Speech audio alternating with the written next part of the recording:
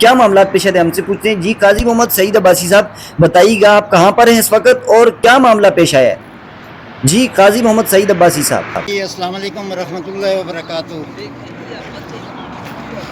جی حافظ نفیس الحسن عباسی صاحب، میں آپ کو بتاتا چلوں کہ اس وقت ہم کلر کار کے قریب کھڑے ہیں. جگہ کا نام ہے پیر کھڑا شریف. ہم کراچی سے کل تقریباً صبح 8 بجے چلے تھے اور ہمارا ٹکٹ گلے کشمیر کا تھا. گلے کشمیر والوں نے جو ہے نا وہ یہاں پر ہمیں اس گاڑی میں بٹھا دیا اور اس گاڑی نے جو ہے نا یہ رات کو 1 بجے یہاں پہ پہنچی اور خراب ہوئی ہے. 1 بجے سے 4 بجے تک جو ہے نا ہم لوگ برداشت کرتے رہے، ہم نے کچھ نہیں کہا. اور 4 بجے کے بعد جو ہے نا پھر انہوں نے ہمیں تسلیاں دینی شروع کر دیں. اور اس وقت جو ڈرائیور کنڈکٹر ہیں سب غائب ہیں اور یہ اتنی عوام بیچاری پریشان ہے. خواتین اس طرح بیٹھی ہوئی ہیں، بچے وغیرہ اس طرح بیٹھے ہوئے ہیں، چھوٹے چھوٹے معصوم بچے ہیں.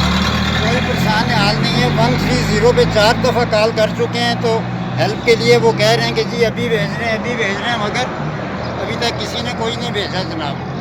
تو پلیز خدا رہے اس غریب عوام پہ جو ہے نا ترس کھاتے ہوئے انتظامیہ سے اپیل کریں کہ ان لوگوں نے آزاد کشمیر مظفر آباد جانا ہے. اور اس وقت صبح کے بج رہے ہیں 6 بج رہے ہیں. آج 9 تاریخ ہے. لوگوں نے گھروں کو پہنچنا ہے مگر کوئی پرسان حال نہیں ہے.